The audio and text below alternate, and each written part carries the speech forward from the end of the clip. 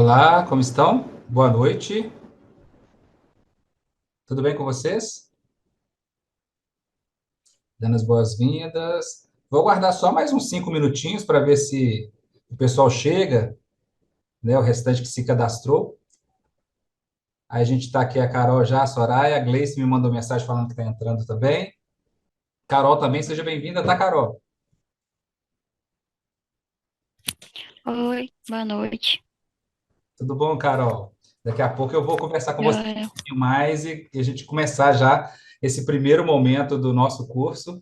Eu quero dar as boas-vindas para todo mundo, dizer que é um prazer imenso ter vocês aqui. Vou esperar só mais 5 minutinhos. Nas outras aulas a gente vai diretão. Essa é a primeira. Eu sei que, né, antecedendo o Natal, já todo mundo pensando mais nas compras, pensando aí na ceia de Natal, né?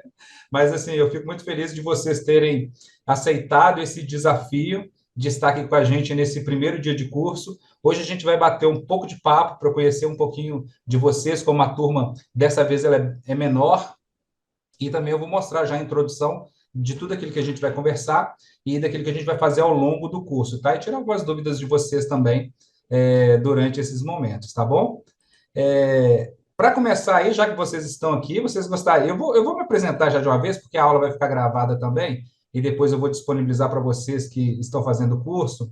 Eu sou o professor Marcone Ferreira, como já coloquei lá no nosso material. Sou professor universitário, tanto da PUC quanto das faculdades ICEIB. Sou funcionário também público municipal na cidade de Betim, Minas Gerais, e atuo já há 20 anos com tecnologias digitais, treinando professores, treinando grupos, treinando alunos também. Na faculdade, eu tenho dado aula constantemente nos cursos de administração. Já também dei curso no SENAC, nos cursos de informática aplicada, e fiz um mestrado em tratamento da informação espacial, onde a gente trabalha com imagens do Google, né? A gente constrói, não só do Google, qualquer tipo de mapa, mas a gente constrói a visão espacial de mapas. Então, assim, tudo conectado aí com tecnologia, com informática e também na área de gestão. Então, a proposta desse nosso curso é a gente ensinar daquele que não sabe nada e aquele também que já sabe alguma coisa a utilizar as tecnologias básicas digitais, como e-mail, calendário e armazenamento em nuvem, para melhorar o seu dia a dia e também as suas condições no seu espaço de trabalho, por exemplo, né? E aí, pensando nisso, a Teleducom, que é essa palavra, né, nova, ela é um acrônimo na realidade que ela significa tecnologias, empreendedorismo, linguagens educacionais e comunicação. Então a gente trabalha nessas quatro frentes, né? Empreendedorismo, então impulsionando pessoas e empresas a aplicarem de maneira ágil e eficiente as suas ações. Linguagens educacionais, porque a gente trabalha com diversos tipos de linguagens que vão nos ajudar a desenvolver tanto a área técnica quanto a área que a gente precisar no nosso dia a dia. E também comunicação, porque a gente trabalha também com marketing digital e as formas de comunicação hoje que são mais utilizadas. A gente vai conversar sobre tudo isso um pouco, e aí eu gostaria já de conhecer aí vocês que já entraram, né? Os demais a gente já mandou no WhatsApp, mandou nos grupos por e-mail também.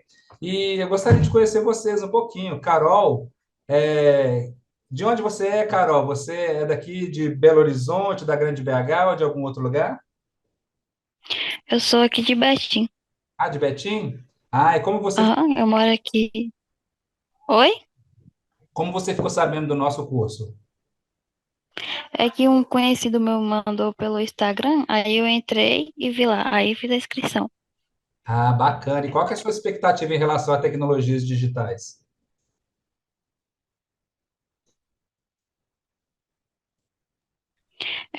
Procurar saber mais sobre o assunto, sobre esse curso de tecnologia e me aprofundar mais, sabe? Porque Bacana. agora eu terminei a escola, me formei esse ano, aí ano que vem tô querendo procurar ver o que que eu vou estar fazendo aí. Ah, bacana demais. Então, ó, seja bem-vinda e é um prazer ter você Obrigada, aqui com a gente, tá? E a Soraya? Soraya, me obrigada. conta um pouquinho de você, Soraya. De onde você é? Quem é a Soraya? Ah, tá. Tá. Oi? Agora tá me ouvindo? Estou te ouvindo, muito bem. Tudo bem, Eu Soraya? também sou de Betim, tudo bem, e você? Ah, que bacana. Feliz por você estar aqui com a gente também. Ah, tá, joia. Como que você ficou sabendo do nosso curso, Soraya? É a Leia que mandou para mim. A Leia, nossa. Você chegou a fazer com a Leia também aquele sobre milhas? Não, não fiz, não. Ah, ela está dando uma consultoria também bacana. Em breve a gente está fazendo bastante Olha, nessa área também. é bom saber. Aprender a utilizar o cartão de crédito, né, de maneira que retorne para a gente. Isso é muito importante, né? Fica a dica aí Ah, para a Carol, Glecimara, que está aí também. E você trabalha já em alguma área dessa que precisa desses recursos que a gente vai estar falando nesses dias? eu sou educadora, né? Ah, É bacana. importante saber o seu básico dos básicos, o meu básicozinho. Você é da rede municipal aqui de Betim? Eu trabalho no Salão do Encontro. Ah, no Salão do Encontro. Ah, como é que é o nome mesmo? A coordenadora lá estudou comigo. Como que é o nome dela? Patrícia, Não, tem mais uma? Aline, Aline. Não, não. Ah, na hora que eu lembrar, eu vou te falar, você vai me falar quem é. Às vezes, Tá bom. às vezes nem tá lá mais, né? Eu tô falando. É, Não, mas seja bem-vinda, e eu estou muito feliz de vocês terem aceitado o convite, tá? Tem mais pessoas aí que talvez possam entrar hoje, mas de qualquer maneira, essa aula vai ficar gravada para todo mundo que se inscreveu. Em breve, conforme for passando as 4 aulas, eu vou mostrar para vocês alguns recursos a mais que eu vou deixar disponibilizado para todo mundo que quis encarar essa jornada junto com a gente da Teleducom. E aí vai ser um prazer ter vocês aí. Em breve eu vou dar um spoiler para vocês também. A gente tá. está toda essa movimentação que a gente está para lançar no ano que vem um curso mais amplo de tecnologias digitais envolvendo vários recursos. E aí vocês que estão nessa sala aqui, praticamente aí só vão dar a contribuição da plataforma se quiserem fazer também, tá? Que é coisa aí de R$ 9 e ter acesso aí durante um ano a conteúdo aí privilegiado, tá? Então já estou dando spoiler aqui para quem entrou. De qualquer maneira, eu vou deixar para vocês disponibilizar todas essas aulas gravadas depois, tá bom? Tá bom. Obrigado. E agora, a Gleicimara, essa daí eu já conheço, tá, gente? Ela veio aqui dando reforço, mas ela vai se apresentar. Gleicimara, conta para nós um pouquinho sobre você. Boa noite. Tecnologia para mim está sendo muito importante. Eu já estou fazendo um curso aí, já nessa área, então muita coisa eu tenho para aprender ainda e novidades que não só aparecem, né? Então é muito importante para mim. Ó, eu vou dar um spoiler novo aqui. A Gleicimara, ela é minha esposa e ela é esteticista e biomédica, né? Biomédica e esteticista, as duas coisas aí se misturam e se confundem, né? Ela tem uma clínica ali no Novo Horizonte. Depois eu vou deixar cada um aí de vocês falarem também sobre aquilo que vocês têm. É muito importante a gente trocar aí experiências e o que a gente sabe fazer, o que a gente tem para oferecer uns para os outros. E fico mais feliz ainda que, por enquanto, temos aí 4 betinenses aqui, né? Juntando eu, são os 4 betinenses. Tem outras pessoas que são de longe também que se cadastraram, e a gente vai continuando aqui e falando sobre esse assunto, tá?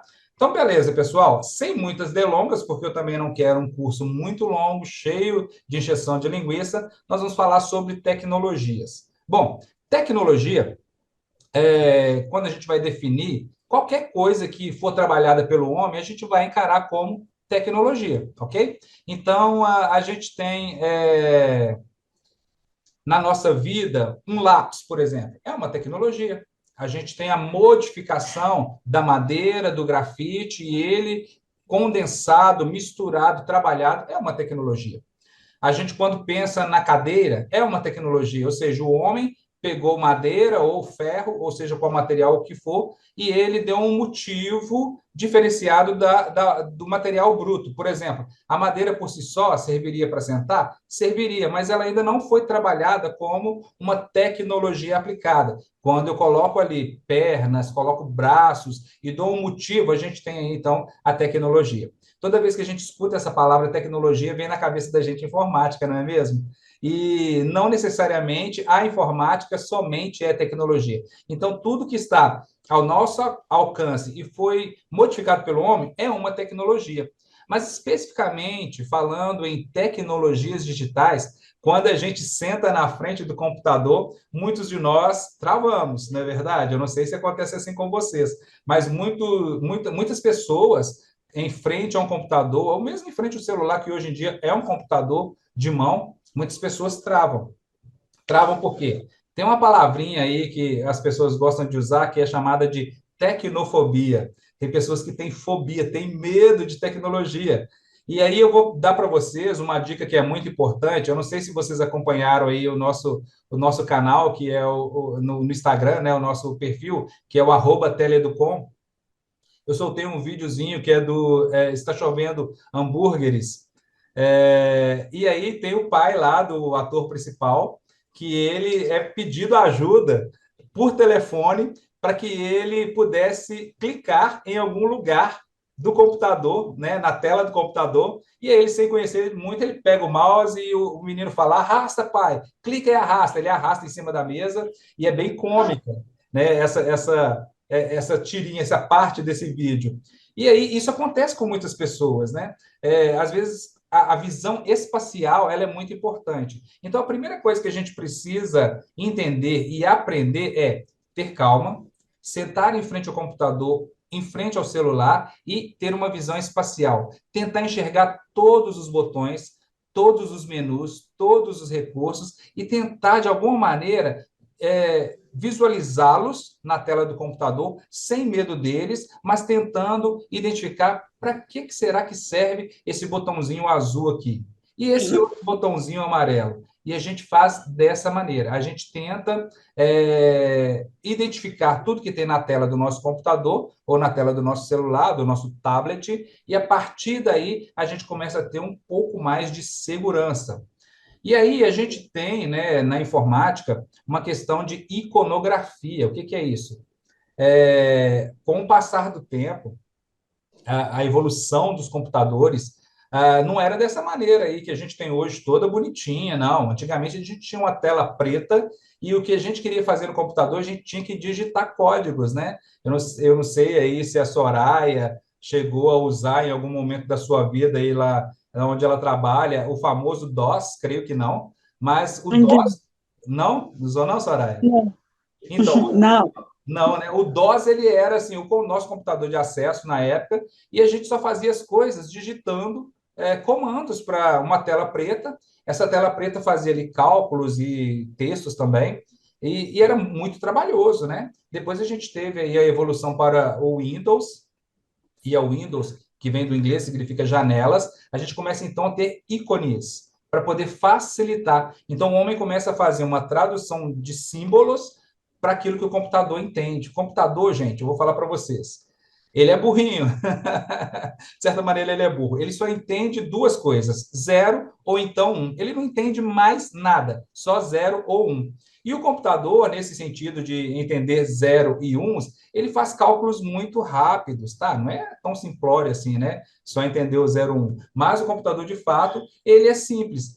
O computador só faz aquilo que nós pedimos que ele faça. Né? Então, tudo isso que a gente vê de muito bonito, de muito rápido, de muito inteligente, na realidade somos nós, seres humanos, que criamos. Então, essa é mais uma injeção de ânimo para a gente pensar o seguinte, poxa, se os meus pares humanos criaram isso daqui que eu estou tendo dificuldade muitas vezes de usar, eu vou dominar essa máquina ao invés de deixar ela me dominar. Eu sei que às vezes é difícil, né? Mas o primeiro passo é esse. Pensa aí que é uma máquina que está ao seu serviço. Segunda coisa, pensa também que o computador em si, ele está configurado de uma maneira que ele facilita para o ser humano a sua utilização. Pensa que os ícones são sempre pensados para que você e eu consigamos, de alguma maneira, fazer com que as coisas aconteçam da maneira que a gente quer que aconteça. Então, vamos supor um exemplo, a gente não vai trabalhar a fundo, mas vou dar uma pincelada depois sobre editores de texto na nuvem, e os textos que são colocados ali são os textos que nós queremos. O formato da fonte é o formato que a gente quer. As tabulações que a gente coloca são os formatos que nós queremos. Então, a primeira coisa que a gente tem que ter em mente, nós é que mandamos no computador, e não o contrário. Não é ele que manda na gente, é a gente que manda nele. Eu sei que parece difícil às vezes, né? Que parece que essa máquina aqui tem vida própria. E hoje em dia, com a inteligência artificial, então, parece muito mais, né? E hoje nós vamos conversar basicamente sobre essas questões, né? De perceber que a informática em si e os recursos tecnológicos digitais estão ao nosso dispor. Ela não é um bicho de sete cabeças, como muitas vezes nos parece, mas ela está ao nosso dispor e tem sim recursos. Hoje em dia, a gente quer alguma coisa, a gente costuma dizer que a gente pergunta para o Google, né? Vou lá no Google e o Google me dá respostas. A questão toda que fica é, será que essa resposta ela está sistematizada, organizada para o meu entendimento, para a minha compreensão? Creio eu que muitas vezes não. E por isso é que a gente recorre a cursos como esse, para que nós possamos ter uma junção dessas coisas que aparecem e que possa ser sistematizado para que nós na nossa limitação de conhecimento ou na nossa limitação de processo de aprendizagem, que a gente possa acompanhar alguma evolução que para a gente também seja boa, não é? Então, assim, eu queria dizer para vocês que nós vamos começar do básico e espero que a gente avance bastante e que em breve a gente possa ser até parceiros de trabalho aí em projetos que vão aparecer, que vão utilizar tecnologias. Eu sei que lá no Salão do Encontro. Eu tive uma conversa, eu estou tentando lembrar aqui o nome da coordenadora que estudou comigo, e não me veio à mente mesmo. Se a Léia tivesse entrado, ela ia me ajudar aqui a lembrar. E eu sei que uma vez a gente até conversou lá sobre colocar o Google for Education lá, e depois a gente não estreitou mais os laços, para a gente tentar colocar boa parte daquilo que eu vou mostrar para vocês aqui também. O que é esse Google, né, for Education? Na realidade, são as ferramentas que a gente conhece aí de e-mail, Drive, e calendário virtual ou agenda virtual, recursos de texto, de formulários, tudo voltado para a educação. A gente tem isso na Prefeitura de Betim e tantas outras prefeituras também têm. E na Prefeitura de Betim eu sou o gestor geral da plataforma, então eu organizo e gerencio mais de 60 mil contas, que são dos usuários, né, dos alunos e dos professores, e junto a isso eu faço um paralelo de utilização gerencial desse tipo de ferramenta. Então, o que a gente vai aprender nesse curso aqui? A utilizar o básico dos recursos de e-mail e pensando aí numa forma gerencial, em algo que otimize o nosso dia a dia e também as coisas que a gente tem para poder utilizar na profissão que a gente estiver atuando.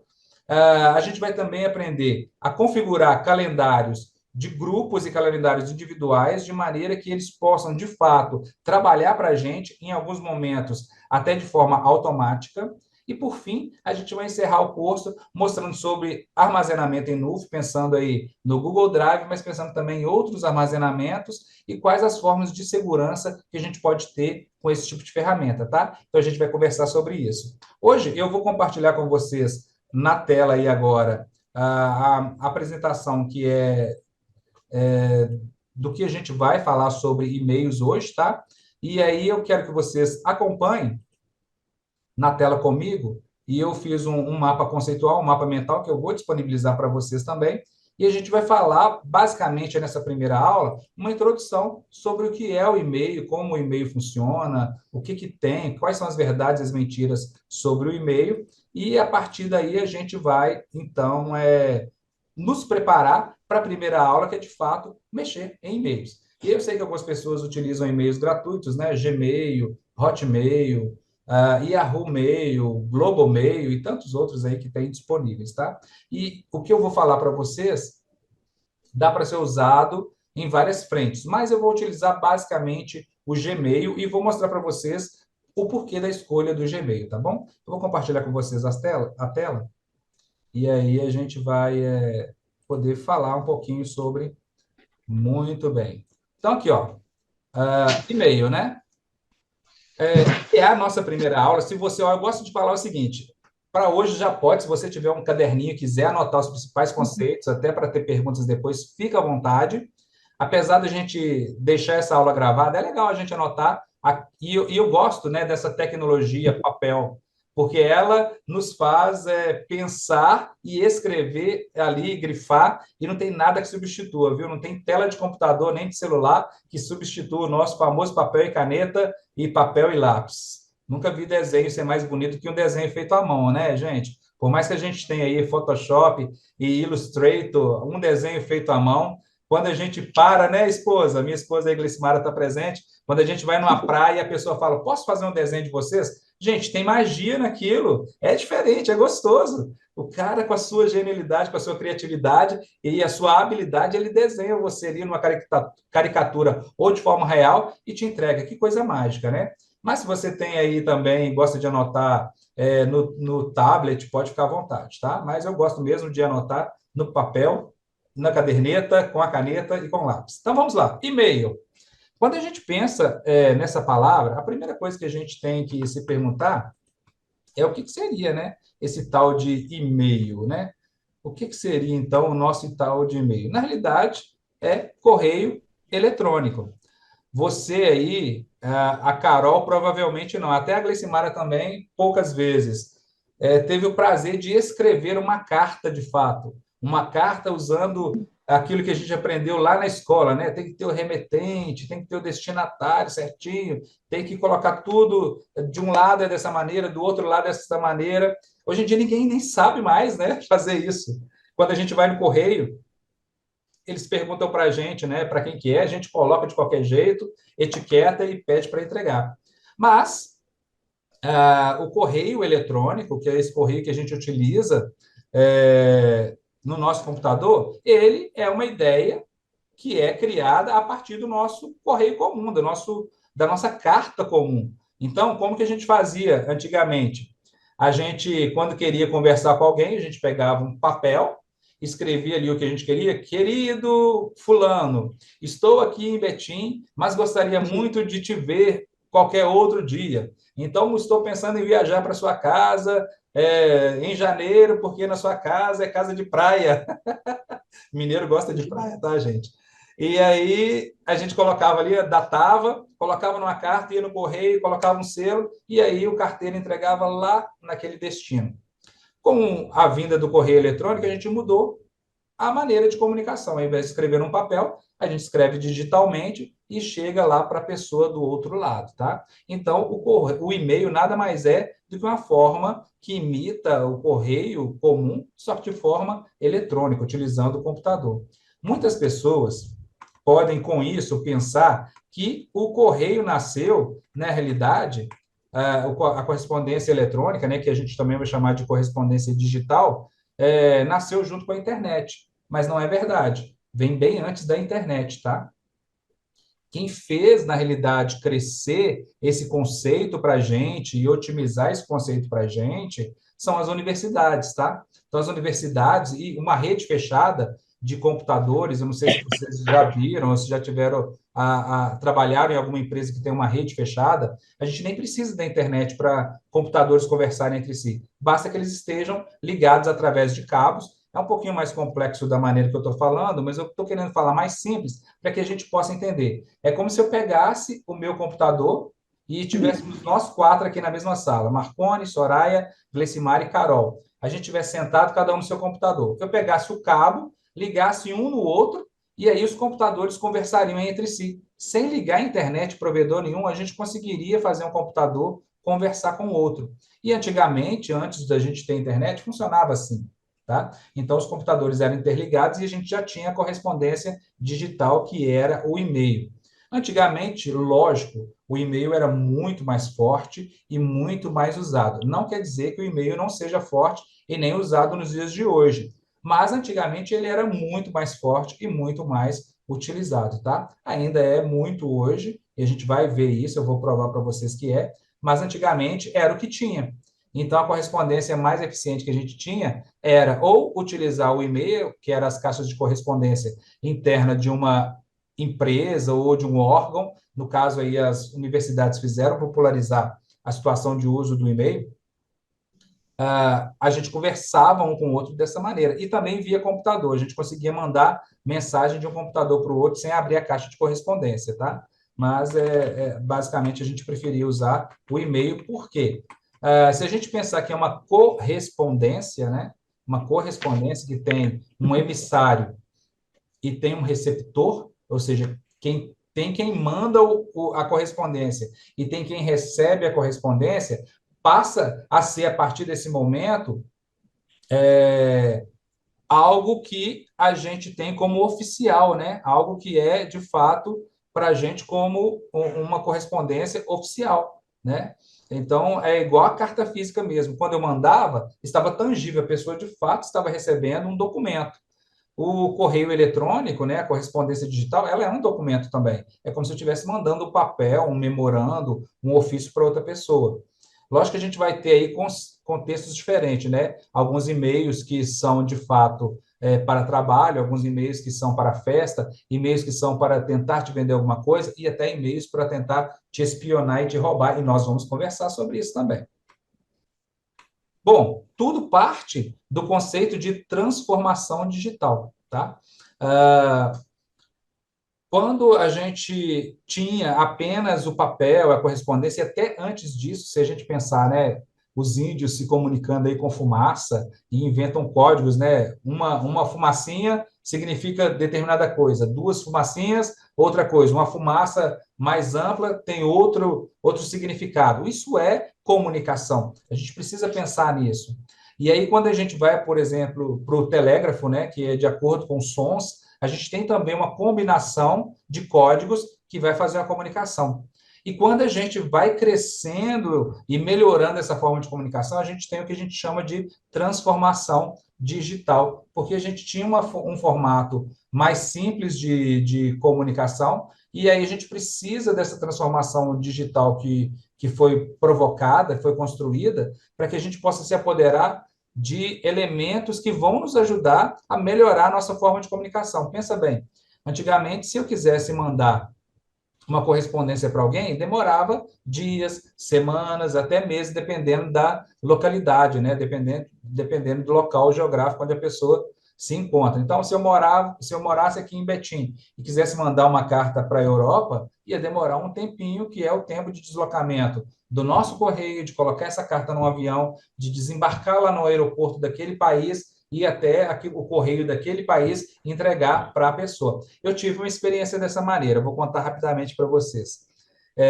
Tinha um amigo meu, chamava Enoque, e ele viajou para Portugal, e aí ele foi ilegal e aprontou lá.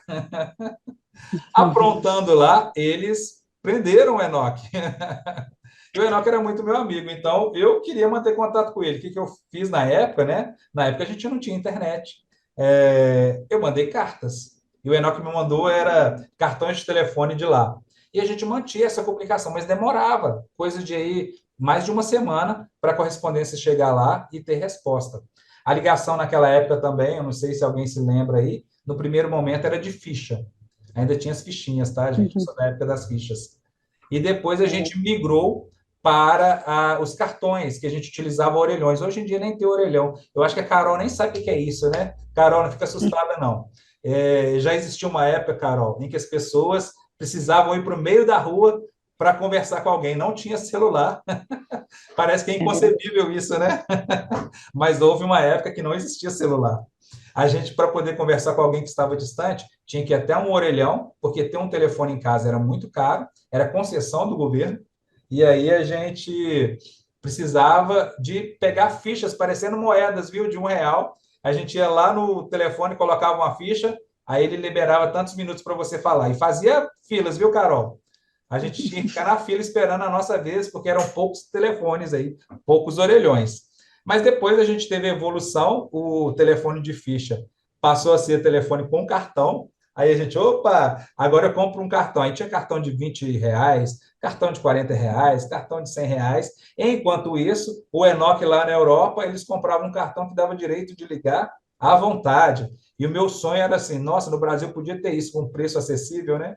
Mas depois, em pouco tempo, apareceu o celular e hoje em dia ninguém nem acho que nem tem orelhão mais em lugar nenhum, pelo menos aqui em Betim, os poucos que tinham, há uns 5 anos ou mais já extinguiram e foram quebrando, e a empresa responsável no Brasil ainda era a Oi, e acho que não repuseram, nem vão repor. Se tiver, deve ser um ou outro. Não sei, já que a gente está falando aqui que todo mundo é de Betim, não sei se vocês aí viram algum aí aparelho de telefone orelhão espalhado aí pela cidade. Eu não vejo mais nenhum. Bom, e aí essa transformação digital, ela traz para a gente todo um diferencial, né?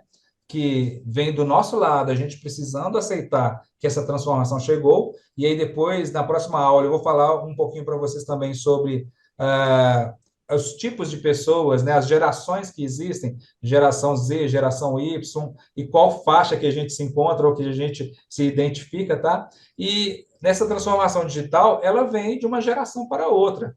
E a gente vê uma grande dificuldade, muitas vezes, dependendo da idade, justamente porque a gente se apega aos nossos usos e costumes. E isso é natural, tá, gente? Não precisa ter nem vergonha e muito menos medo. É natural a gente, por exemplo, questão cultural, a maioria, não todo mundo, né? Porque a Gleice vai falar que eu estou mentindo. Mas é muito natural mineiros gostarem de frango com quiabo. É cultural. Tem gente que detesta, né? Tipo a Gleice. Mas é cultural. Via de regra, mineiros gostam de anguzinho, de quiabo, de franguinho, né? Então é muito natural. Assim como é natural também que as pessoas de uma determinada faixa etária têm uma certa restrição em termos de alguns tipos de tecnologia. Mas por quê? Porque os tempos eram diferentes. As pessoas que têm aí uma faixa entre 30, 40 anos, 40, 50, 50, 60, tem times, né? Tempos diferentes, né? Hoje em dia, a gente praticamente, um menino aí que nem aprendeu a falar, ele já pega o celular, clica nos ícones e ele sabe colocar vídeo no YouTube, ele sabe escolher qual música que ele quer. É nosso parceiro na Teleducom, o pessoal da empresa da minha irmã, que é o Potencial Pedagógico. E lá tem algumas crianças especiais, né? Tem meninos com autismo, tem alunos com TDAH, e aí tem um aluno lá que tem eu não sei o que ele tem, mas assim, o que eu vejo, as restrições dele, né? As dificuldades que ele ainda tem, em várias coisas, em relação à fala, em relação à locomoção, tudo. Mas uma coisa que é impressionante, ele pega o celular, ele coloca as músicas que ele quer e ele nem consegue ainda conversar e comunicar com a gente direito. Mas a tecnologia trouxe para ele ícones que ele identifica e que ele consegue fazer essa transformação digital muito bem. Então, para ele consegue colocar no YouTube as músicas que ele gosta, ele consegue transitar de uma tela para outra sem dificuldade alguma. E nós que temos aí uma cognição, creio eu, né? Não vou falar que nós todos somos um universo desconhecido na realidade. Mas nós que nos achamos com a cognição bem mais construída, nós então podemos sim aprender. E é isso que a gente está se dispondo a fazer aqui, aprender coisas novas ou complementar o nosso aprendizado. E essa transformação digital que aconteceu lá na era, nos tempos passados, ela tem que acontecer também no nosso interior, para a gente poder se apoderar disso sem ter medo e sendo aí um diferencial para a gente na nossa carreira, um diferencial para a gente no dia a dia também. Como eu já disse, o e-mail, ele antecede a internet. Não vou delongar nisso, porque basta vocês saberem disso. Antecede de fato. Antes da criação e da utilização em massa da internet, a gente já utilizava a correspondência eletrônica. Bom, e aí ninguém me perguntou, né? Nessa aula eu estou deixando os microfones abertos, caso alguém queira falar, é só levantar a mãozinha e pedir que eu deixe falar, mas muita gente nem sabe, né, o que é internet. E a internet, na realidade, ela é a rede mundial de computadores. O que seria isso, então? Na realidade, a gente pensar na internet é pensar que o meu computador da minha casa, quando ligado a uma central de computadores, ele está me conectando a outros computadores pelo mundo afora. Então, quando a gente pensa em internet, a gente está pensando nessa rede mundial de computadores. Quando a gente pensa, por exemplo, na intranet, esse termo intranet, nós estamos pensando em computadores ligados em um espaço menor, numa sala, numa empresa, ou até mesmo num bairro, poderia ter uma intranet também. Mas hoje em dia, como é muito fácil implementar a internet, todo mundo prefere a internet, lógico. Mas a gente ainda tem intranet, tá, pessoal?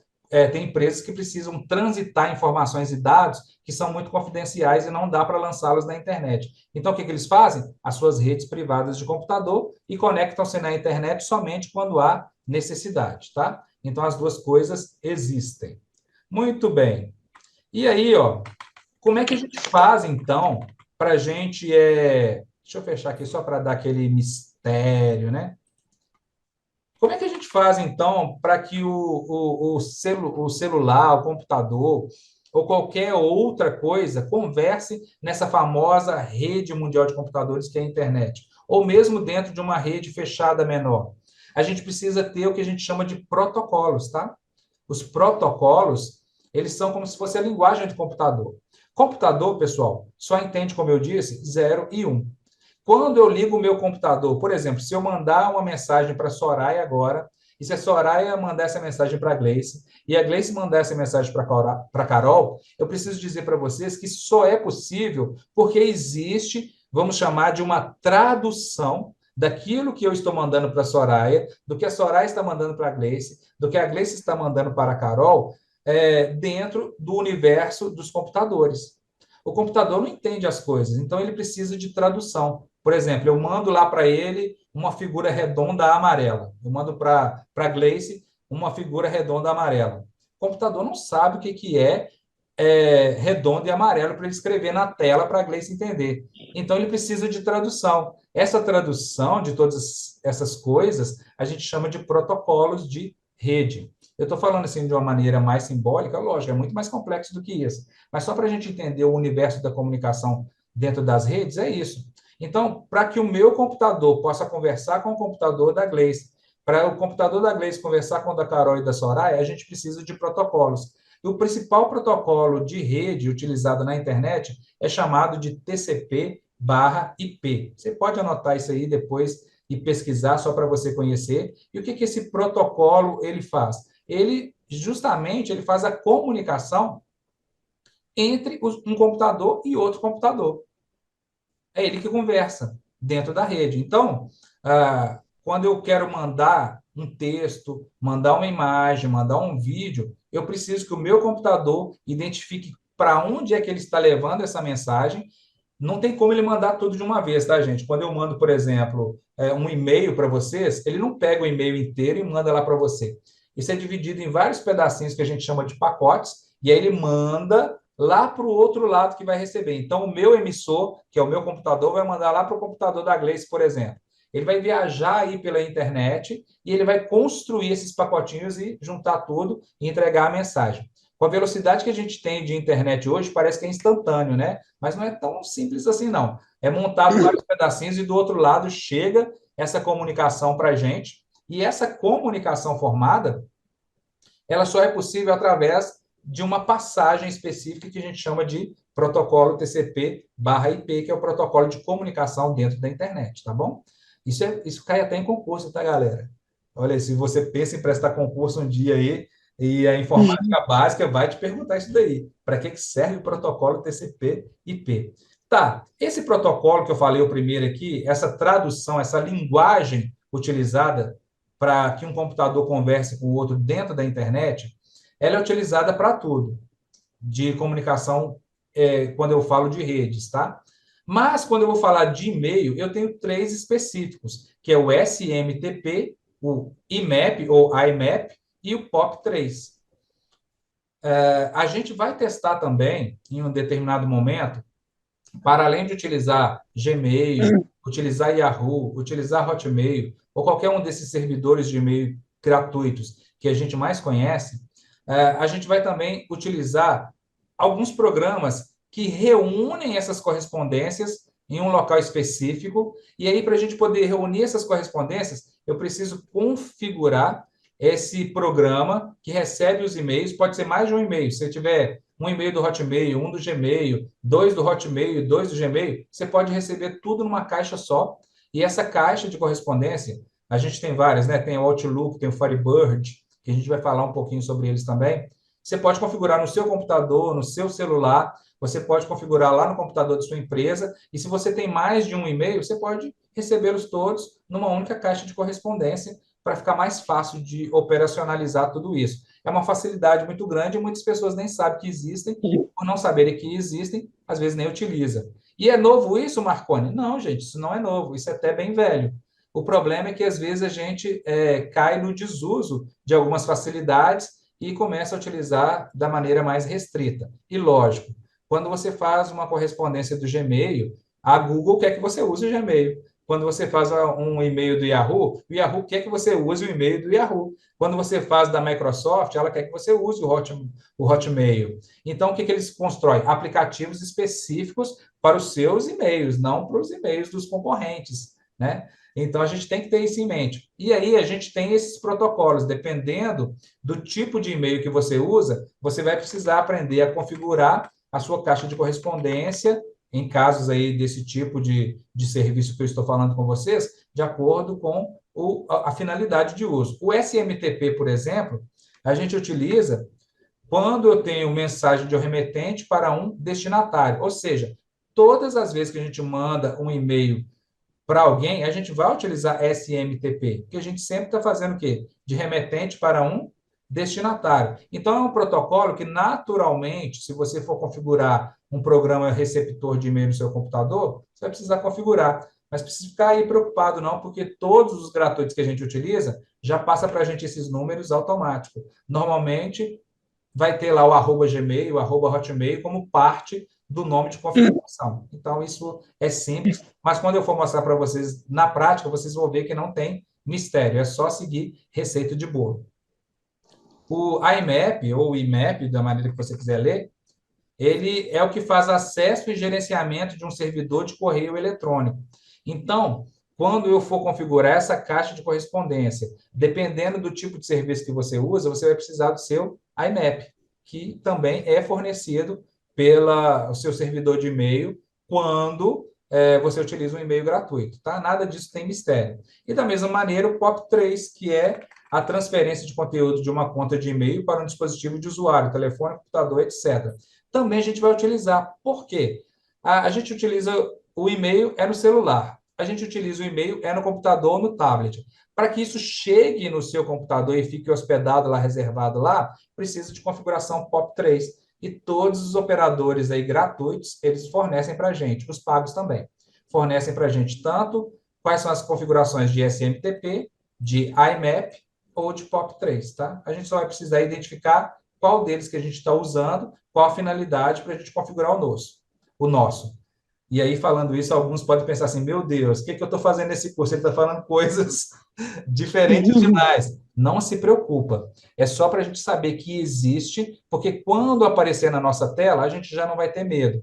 Lembra que eu falei que a gente tem que tentar vencer um pouco a tecnofobia? Então, a gente começa por aí. Tem alguns termos que, infelizmente, a gente não consegue muito fugir deles. E esses termos são termos-chave quando a gente vai falar sobre configuração de e-mails, tá? Mas eu sei que, no final das contas, no nosso curso aqui, a gente vai mais para a utilização de facilidades do e-mail. Mas eu quis trazer para a gente, nesse curso, para que a gente saiba que existe, sim, esses termos, que eles são importantes para as nossas configurações aí, dependendo da maneira que a gente vai utilizar os nossos e-mails, tá? Bom, e aí o que mais que a gente tem para falar aqui nessa parte introdutória? O que não é e-mail, né? Eu nem escrevi nada aqui, não, mas o que não é o e-mail? O e-mail, então, ele não é a internet, primeira coisa. E-mail não é a internet. E-mail também não é a sua mensagem de WhatsApp, são serviços diferentes. O e-mail, então, ele se baseia justamente nessa configuração de correspondência eletrônica, onde eu tenho um emissor e um receptor, e onde eu tenho um canal para fazer isso, uma caixa de correspondência, para poder simular exatamente aquilo que a gente fazia com as cartas, tá? Então, o e-mail não é a internet. Muita gente pensa, me manda lá na internet. Aí eu pergunto, como assim me manda na internet? Por e-mail. Aí a gente tem que pensar diferente, né? Já que o e-mail até veio antes da internet, é até chateação, né? Falar que o e-mail é a internet. Não é. Então, são coisas bem diferentes. Quais os tipos que a gente tem de e-mail? A gente tem os tipos pagos. Quais são os tipos pagos?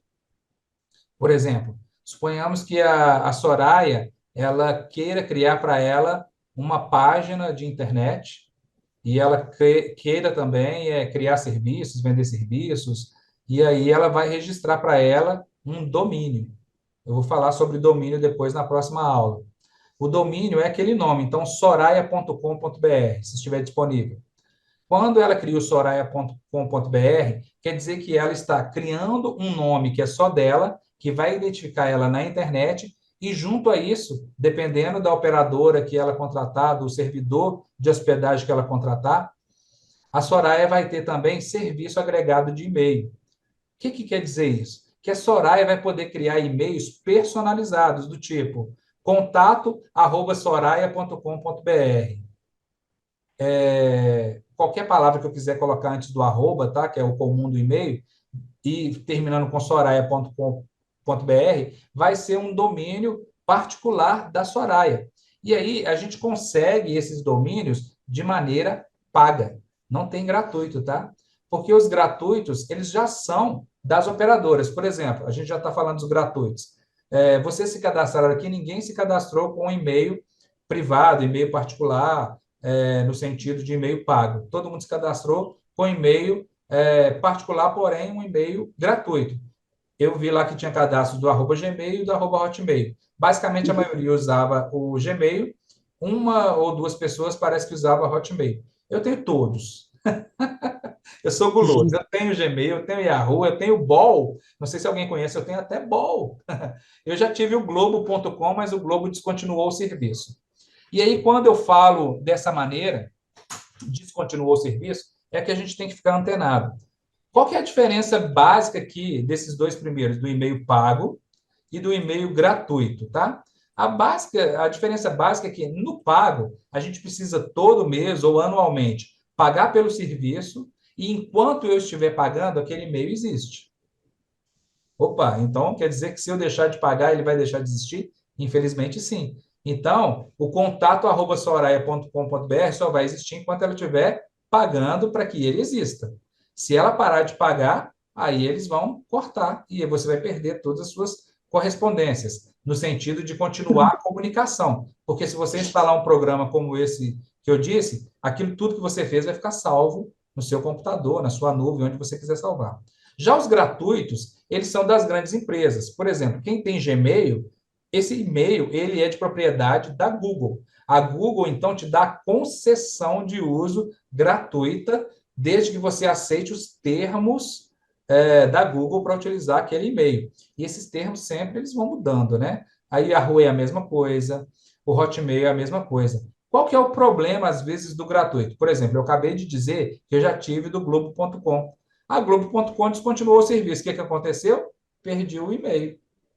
Então, quando é de uma empresa que está te dando algo já que é gratuito, mas que, em contrapartida, precisa que você aceite os termos dela, ela também sempre coloca nos termos que ela não é obrigada a te servir para sempre, tá? Então, é gratuito. Uma hora, ela pode tirar do ar sem a sua autorização. Ela não precisa da sua autorização. Mas, lógico que empresas como a Google, como a Microsoft ou como a Yahoo, elas são bastante responsáveis até, e elas te avisam com antecedência quando vão descontinuar determinado serviço e te dão um prazo para você poder recuperar a sua informação de alguma maneira, para você guardar suas informações que estavam contidas ali. Mas existe sempre esse risco, né? De hoje para amanhã descontinuar o serviço e pronto. Não tem muito o que fazer. Aqui é diferente, ó. Enquanto você estiver pagando, ele tem que manter o seu serviço ativo, inclusive te dando garantias, porque você assinou um contrato de prestação de serviço. Aqui você assinou um contrato, mas um contrato de gratuidade. Você utiliza, lógico, em contrapartida, como que eles ganham dinheiro? Vai ter propaganda lá no seu e-mail, eles vão te mandar coisas e vão divulgar as suas informações básicas para que fornecedores te achem e dessa maneira você possa, de repente, comprar desses fornecedores. É assim que eles ganham dinheiro, tá? Então, se você me perguntar assim, Marcone, dos gratuitos, quais os maiores? Vou até colocar aqui para a gente poder pensar juntos. A gente tem Gmail, da Google, né? Vou colocar de quem que ela é, da Google. Deixa eu passar para cá para vocês enxergarem o que eu estou fazendo. Então, a gente tem aí os gratuitos, o Gmail, que é do Google. A gente tem o Hotmail e também o Outlook, que são de quem? Da Microsoft. São gratuitos, tá? Para utilização. E um grande também que é muito utilizado é o Yahoo, que é da própria Yahoo, então não vou nem escrever na frente. Então, os principais gratuitos são esses. Tem outros? Tem internacionais também. Muita gente utiliza e-mails internacionais. Mas no Brasil, que tem suas versões português do Brasil, os mais utilizados hoje são esses: Google, Microsoft e Yahoo. Os três, eles fazem entre si uma certa concorrência. Mas, em disparada, o Gmail hoje, do meu ponto de vista, tá, gente? Tem gente que gosta de utilizar mais o Hotmail, tem gente que gosta de utilizar mais o Yahoo. Mas, do meu ponto de vista, em termos de integração e em termos de concessão de serviços, o Gmail ganha em disparada. Hotmail da Microsoft é bom e Outlook são muito bons. O único problema que eu vou mostrar para vocês na próxima aula é que a forma de propaganda deles incomoda um pouco visualmente. A forma de propaganda do Gmail é dentro do próprio e-mail. Então, ele coloca lá no alto da página para a gente as propagandas. Tá bom, eles têm que ganhar dinheiro, né, gente? Não vai ficar só dando coisa de graça para a gente. Em contrapartida, também, a gente está utilizando a ferramenta deles e dando dicas, e eles têm uma facilidade nesse sentido também.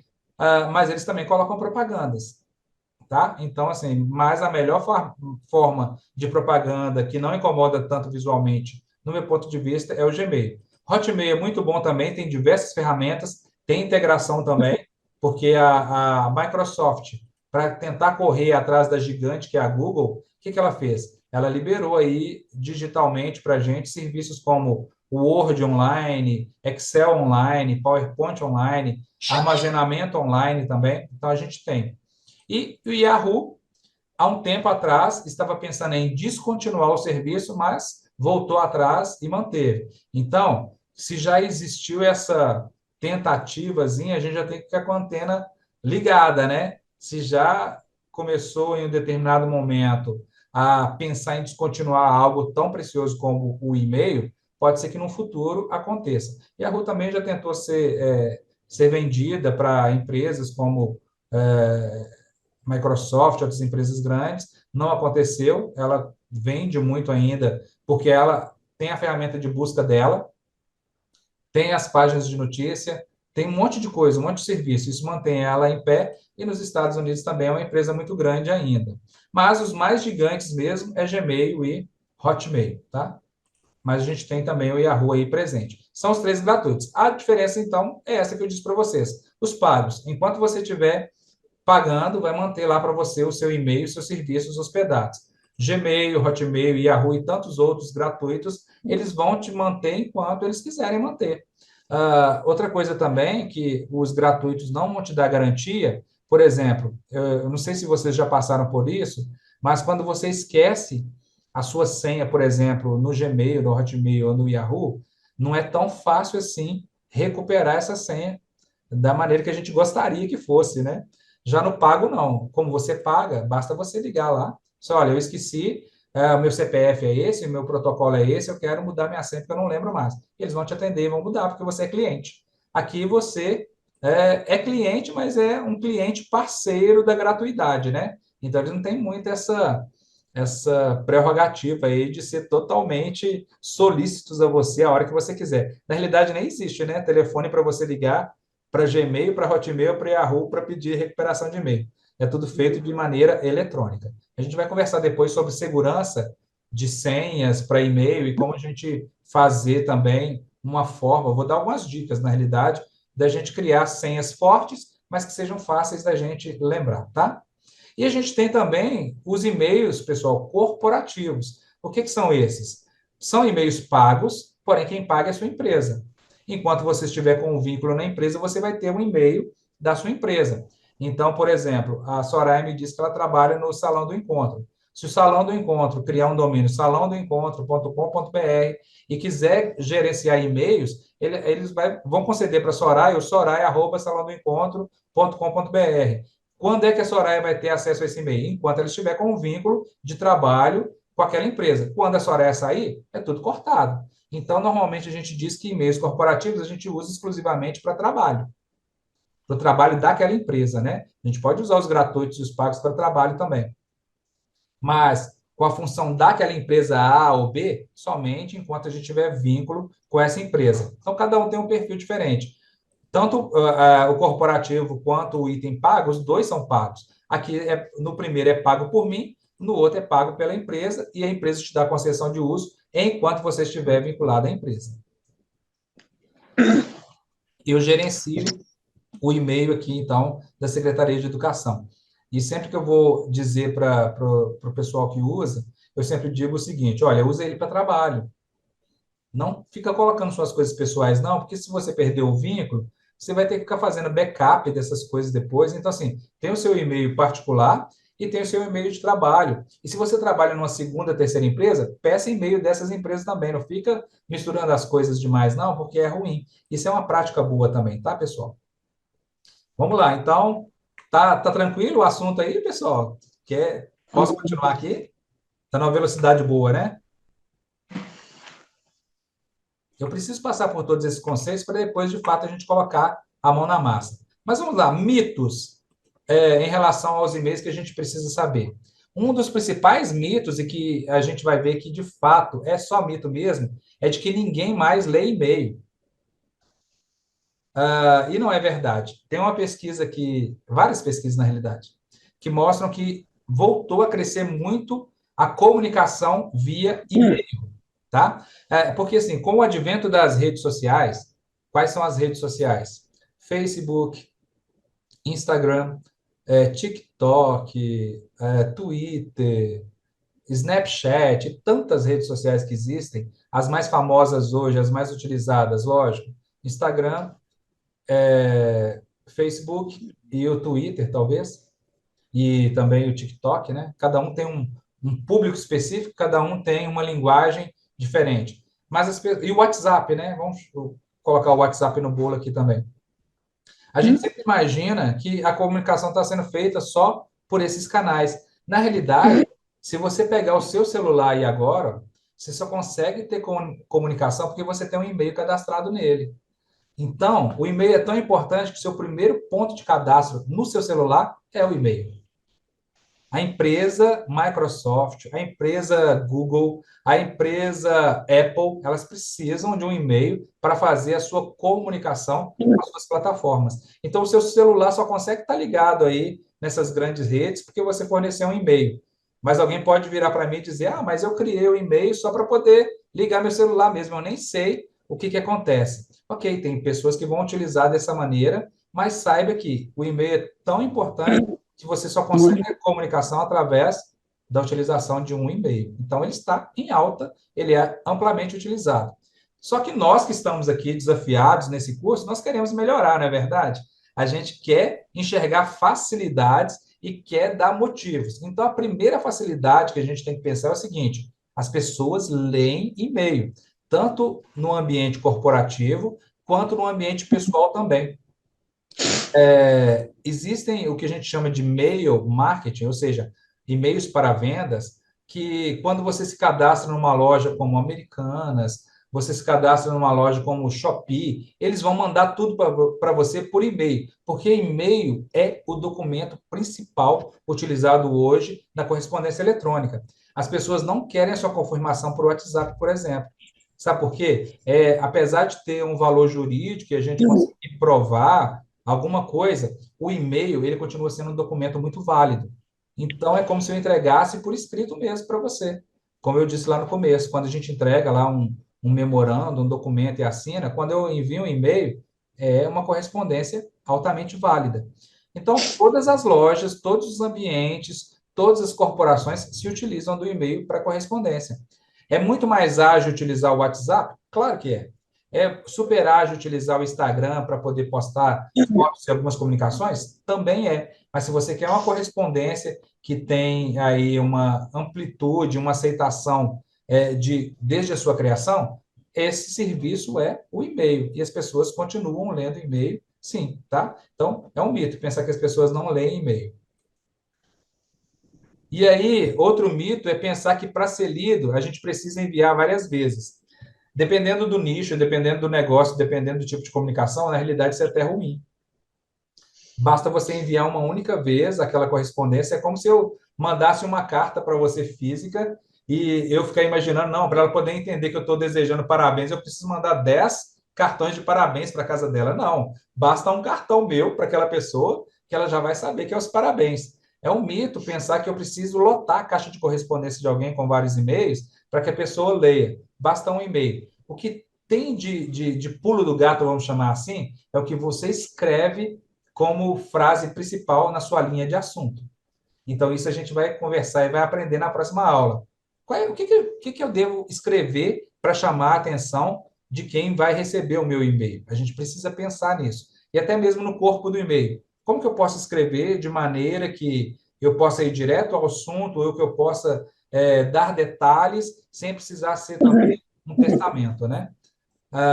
Às vezes vai ser necessário, de fato, fazer um testamento ou colocar até anexos, mas às vezes a forma de escrever ela pode otimizar muitas coisas para mim. Então, esse é outro mito. Eu não preciso mandar vários e-mails para que seja lido. Outro mito, que aí está dentro da correspondência para a venda, de e-mail marketing, é pensar que e-mail marketing é só para a venda, tá? A gente sempre vai pensar assim, não, o Marconi vai me falar depois sobre e-mail marketing, eu vou testar aqui e eu vou começar a disparar aí para tentar mandar em massa para várias pessoas. Vou ensinar isso para vocês, como chegar lá. E aí só serve para eu vender as coisas. Não é verdade. Por exemplo, suponhamos que você vá organizar aí um churrasco, tá? Um churrasco com a firma. A gente pode utilizar e-mail marketing para fazer isso. Eu posso criar uma lista de correspondência, eu posso programar para que os e-mails sejam enviados em sequências de acordo com o que eu precisar. Por exemplo, na segunda-feira, mandar automaticamente um e-mail para X pessoas dizendo que é preciso preparar o local para o churrasco. Na quinta-feira, eu disparar um segundo e-mail dizendo para essas pessoas que a gente já tem um espaço, que agora cada um vai levar a carne, vai levar o carvão. Depois eu posso também disparar um terceiro e-mail no domingo, no dia do churrasco pela manhã, dando a localização e coisas desse tipo. Marconi, mas eu quero fazer isso para o WhatsApp. Sim, você pode fazer para o WhatsApp tranquilamente, mas também pode configurar sua correspondência de e-mail para que ela faça isso por você. E você já pode fazer isso com uma semana de antecedência e deixar programado para ir enviando. Você fez já o trabalho uma vez só e o seu e-mail vai sendo enviado. E aí, quando eu quero enviar para muitas pessoas, eu posso me utilizar dos recursos de e-mail marketing para fazer isso acontecer. Então, é um dos exemplos, para além de tentar vender alguma coisa, que eu posso fazer com e-mail, tá? E aí, eu acabei de falar, né? Outro mito é pensar que linhas de assunto devem ser sempre curtas. Linha de assunto é aquela mensagem principal que chega lá no alto, por exemplo, vem falando assim, como tirar seu nome do SPC? Essa é a linha de assunto, né? Essa linha de assunto, ela tem que ter uma identificação clara com o corpo da mensagem, mas ela pode ser escrita de uma maneira que chame a atenção. Então, o legal é chamar a atenção nas 3, 4 palavras iniciais. Precisa ser curtinho a linha de assunto lá? Nem sempre, às vezes eu preciso colocar mais coisas. Por exemplo, este e-mail é para a convocação da reunião extraordinária dos funcionários do grupo A e B. Olha, ficou uma frase comprida, mas ela é necessária para a linha de assunto. Depois, lá no corpo do e-mail, vai constar tudo que eu preciso. Mas nem sempre a linha de assunto ela tem que ser curtinha, não. É um outro mito, tá? Tem gente que orienta dessa maneira. Não, escreva no máximo 3, 4 palavras na linha de assunto. Nem sempre precisa ser assim. O que precisa ter na realidade é que as 3, 4, 5 palavras iniciais tenha já o assunto principal e seja chamativo para que a pessoa veja o assunto e já tenha interesse em abrir o seu e-mail, tá bom? Mas, se a gente falou de mitos, vamos falar de algumas verdades também, tá? Podem ser invadidos? Podem sim. E-mails podem ser invadidos? Podem. Quando a gente não toma as seguranças devidas, podem invadir não só a nossa caixa de correspondência, como também o nosso computador, o nosso celular. E isso, de fato, é um problema grave. E a gente precisa aprender a contornar isso. E na quarta aula a gente vai falar sobre aí segurança e como fazer algumas configurações para melhorar aí a qualidade de segurança tanto da nossa caixa de correspondência de e-mail, quanto também dos nossos acessos na internet, tá? Outra verdade, é ideal usar senha forte. Isso é verdade, tá? Tem muita gente aí que, se a gente for pesquisar, utiliza aí o número de celular, utiliza o número de CPF como senha, utiliza seu primeiro nome, seu segundo nome como senha. Os servidores de e-mail têm até modificado isso um pouco, tem colocado agora a obrigatoriedade de que você coloque uma senha forte. Tá? Quando você tenta entrar com alguma coisa fraca, eles nem aceitam. Mas eu vou dar dicas para vocês na aula que vem de como criar uma senha forte de maneira que a gente possa lembrar ela facilmente, tá? E aí, isso vai ser uma das minhas dicas e aí você vai construir a sua. Pegando essa linha de raciocínio, você pode criar também uma linha de raciocínio que funcione para você, tá? É ideal uma conexão segura. O que é isso, Marconi? Tá. O ideal é a gente, de repente, até pensar em VPN. Vou falar também um pouquinho sobre o que é VPN lá na terceira e na quarta aula, de como fazer uma conexão segura, mas não é legal a gente ficar conectando, principalmente celular, em redes abertas igual shopping. Ah, vou no shopping, tem um sinal aberto, eu vou conectar aqui o Wi-Fi porque eu não quero gastar os meus dados. Você pode fazer isso, mas você passa a correr um risco muito grande.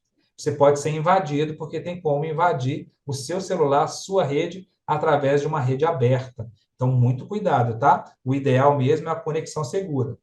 Vou falar também depois, na quarta aula, sobre como a gente pode aumentar a segurança do Wi-Fi da nossa residência. Isso é importante, tá? Às vezes a gente coloca lá uma senha qualquer, tem gente pendurada no nosso Wi-Fi e a gente nem está sabendo. É importante a gente pensar nessa segurança também. Deve-se pensar na recuperação da conta. O que acontece? Principalmente os e-mails gratuitos, né? O e-mail pago, como eu disse, você liga lá, né? Vira lá para quem está te fornecendo o serviço e fala, olha, eu te pago R$ 40 por mês e eu quero que você recupere a minha senha hoje. E eles vão fazer isso. Você é cliente VIP, você paga pelo serviço. O Gmail, você não paga pelo serviço, é gratuito. Mas só que o Gmail, ele te dá algumas opções de configuração para que você tenha maior segurança em relação. Uma das seguranças aí que a gente tem é escolher uma senha forte, é colocar um e-mail alternativo caso você esqueça a sua senha, colocar, por exemplo, as suas configurações sobre onde você mora, colocar dados reais, tudo bem. Eu sei que as empresas querem os nossos dados para poder nos vender alguma coisa em algum dado momento da nossa vida. Ok. Só que, pessoal, a gente tem que pensar que a gente está usando do lado deles um serviço gratuito, que se a gente fosse pagar, não é tão barato assim. Por exemplo, todo mundo aqui utiliza o Gmail, ou o Hotmail, ou o Yahoo. Ninguém paga por essa utilização. Todavia, se você fosse contratar isso, com certeza você não iria pagar num serviço de hospedagem menos de R$19,90 por mês ou de R$ 30 por mês, mais ou menos, dependendo da quantidade de serviços agregados. Depois posso até dar orientações para quem quiser fazer esse contrato de serviço pago também para alguma questão. Mas não é baratinho. Você usa gratuito lá do Gmail, do Hotmail e outros tantos. Então, a gente tem que pensar em quais são as orientações que eles fazem com relação à recuperação da conta e seguir aquelas orientações, porque aquelas orientações é que, de fato, vão ser usadas por eles para nos auxiliar a recuperar nossa conta, caso a gente perca, caso alguém invada a nossa conta, né? Isso acontece muito, tentar clonar, não é só clone de celular que tem, não. Tem muita gente que clona e-mail também para tentar roubar dados ou para tentar fazer compras indevidas no nosso nome.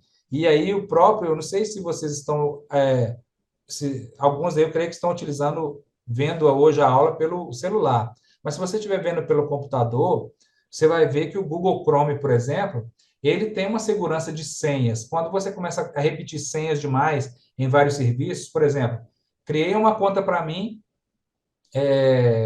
lá no Netshoes, um site que vende sapatos. Aí eu coloquei a senha Marconi123.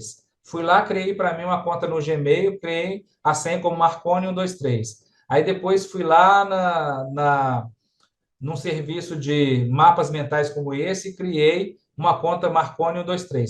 Vai chegar um momento que o próprio Google vai falar assim, olha, você está numa situação de risco, porque você criou a mesma senha para vários serviços, a senha não foi alterada há mais de 3 meses, e se uma pessoa invadir e achar, ele vai ter acesso a todos os seus serviços e podem fazer N coisas a partir daquilo dali, né? Então, a gente precisa pensar em uma forma de recuperar a conta e uma forma mais segura, e a gente vai conversar sobre isso também.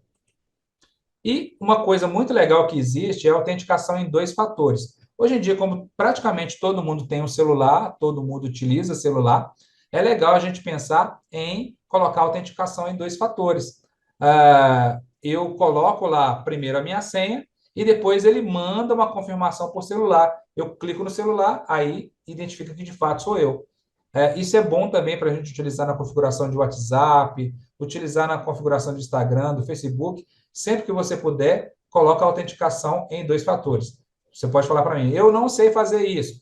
Vou deixar também dicas sobre isso ao longo desse curso e vou preparar também um e-book aí falando sobre a autenticação em 2 fatores, com as principais ferramentas para que vocês possam utilizar, tá bom? E aí, para a gente poder encerrar essa parte, a gente vai ter um momento de atenção que eu coloquei aqui. E presta atenção mesmo, que isso é muito importante.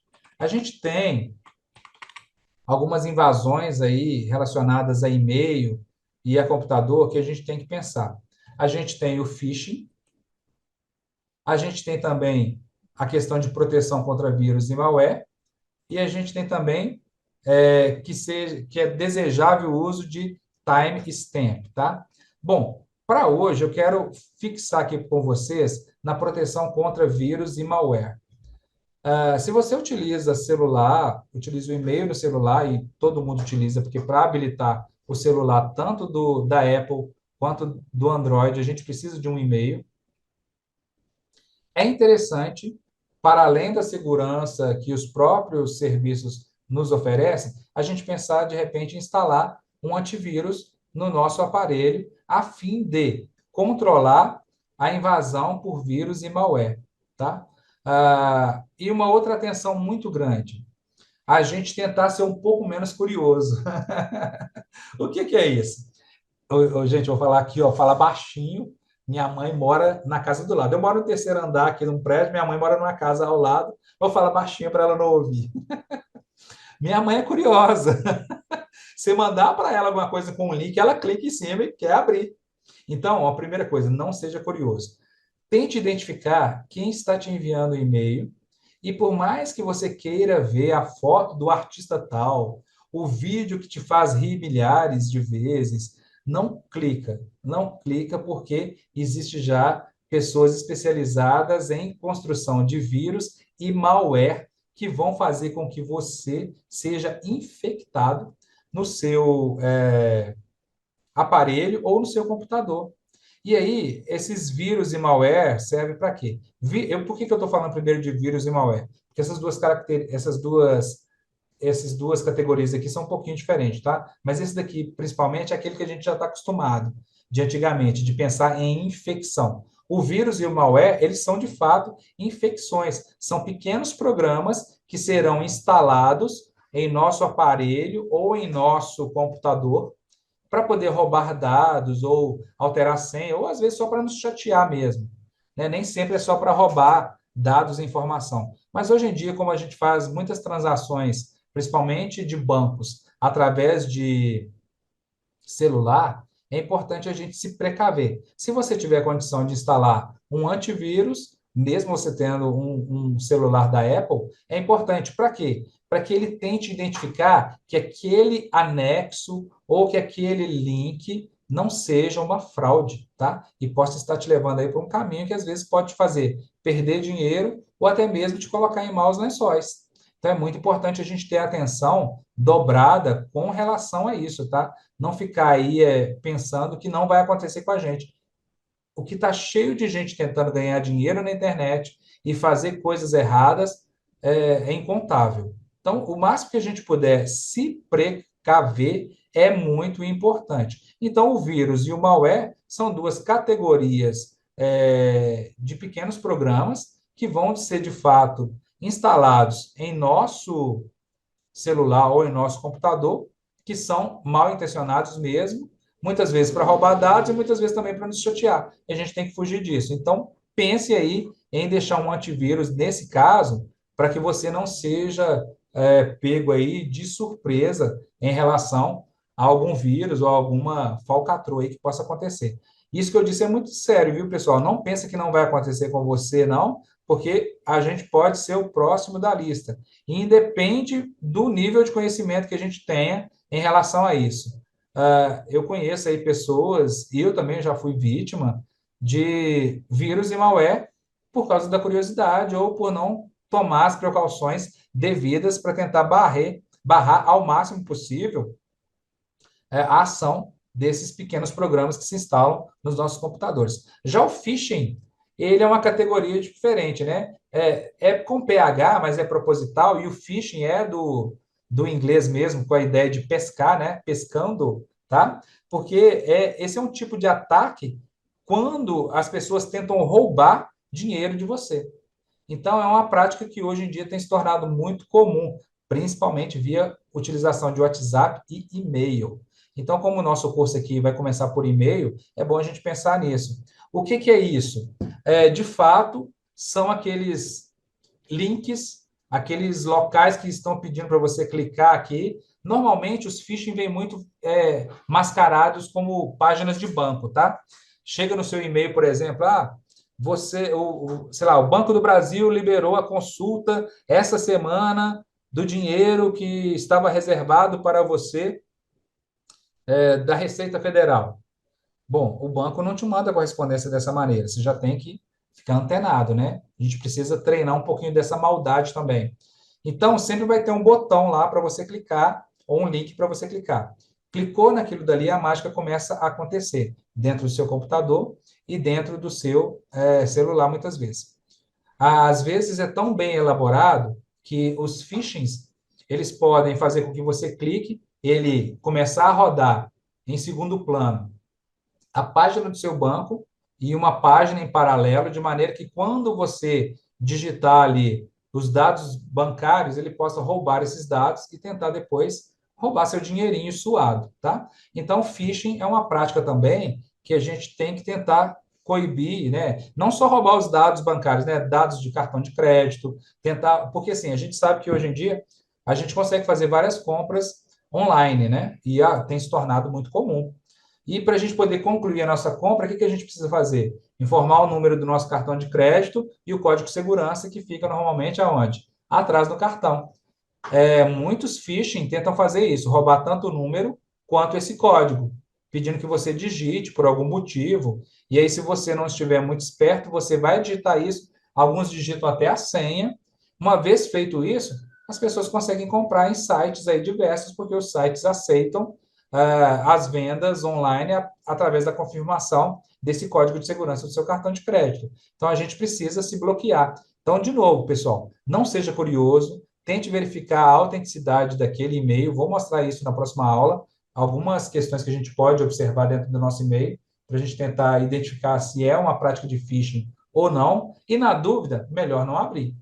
E abrir, na maioria das vezes, aqueles que você tem certeza que são correspondências para você.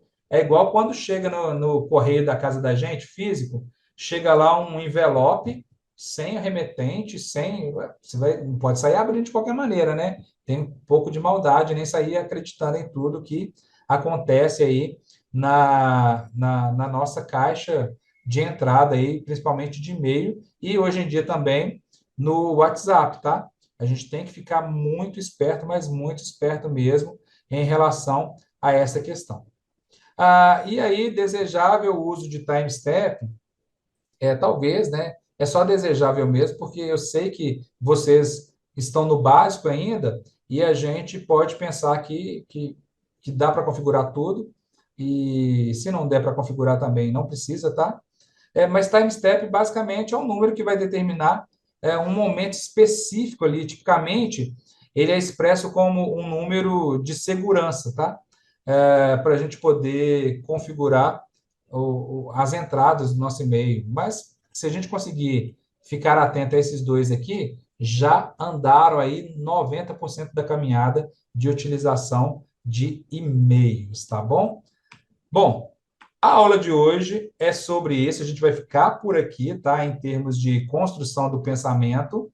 Na aula que vem, a gente vai para a prática mesmo. Vou abrir a caixa de e-mail com vocês, vou mostrar as facilitações, as configurações, o que que você pode fazer de forma otimizada e automatizada.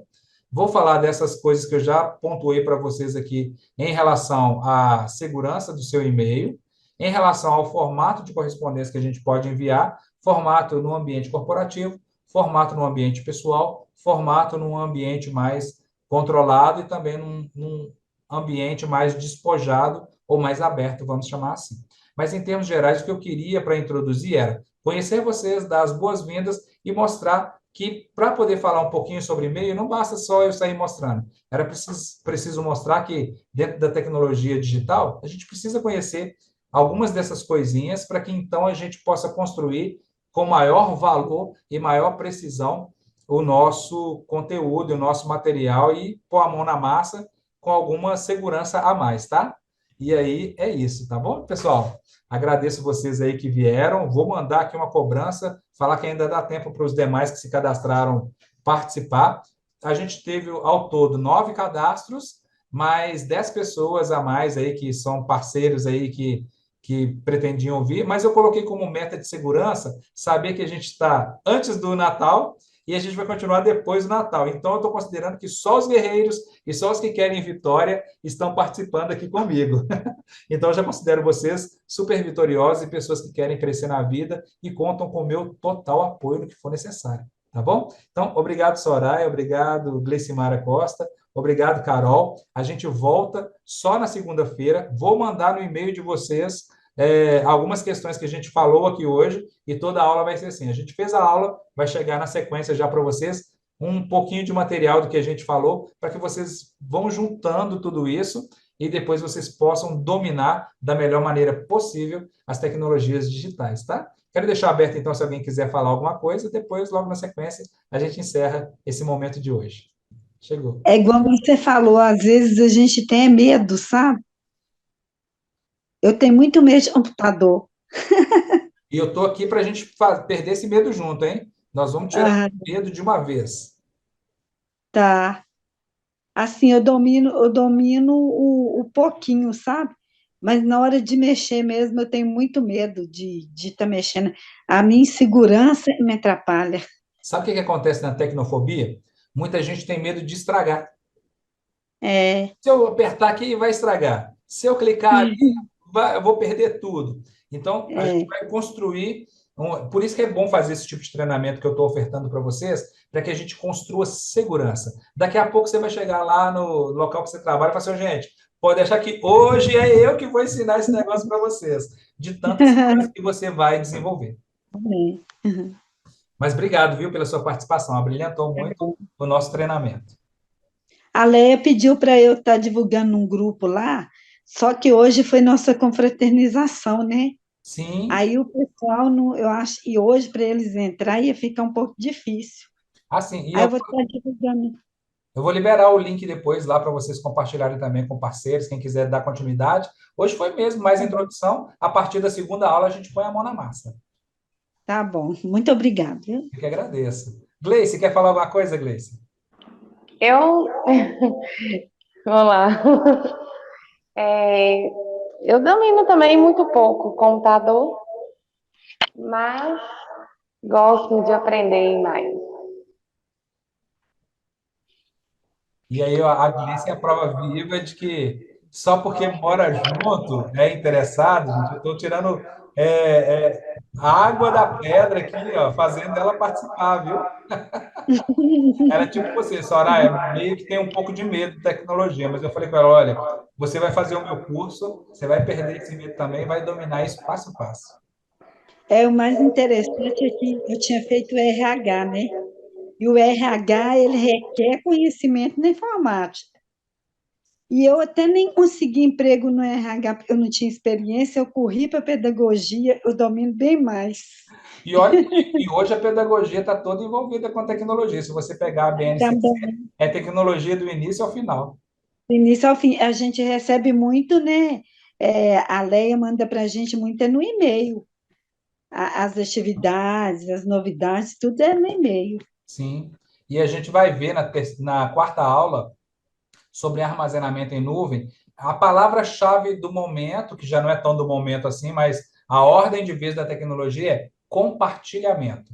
A gente vai aprender sobre compartilhamento e como fazer isso tudo girar já na nuvem.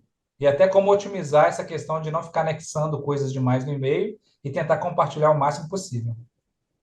Até porque também é igual a chamada. A chamada era no papel, né?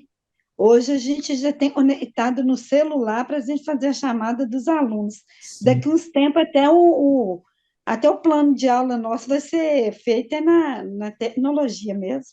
E já é, Está viu? voltando para isso, né? Lá ainda não, mas está voltado para isso. Já é, na maioria dos lugares. Ó, eu trabalhei no Senac, é tudo no sistema. Aham. Prefeitura de Betim também, tudo está indo para o sistema, que tem um sistema novo. Governo do estado também já é via sistema, tudo via sistema.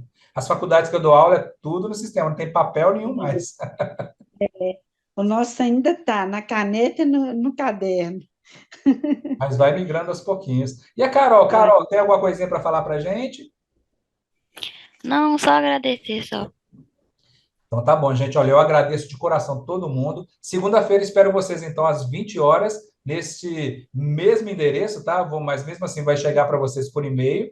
E aí fiquem ligados que no e-mail de vocês vão chegar também materiais extra, se vocês quiserem dar uma lida, dar uma estudada.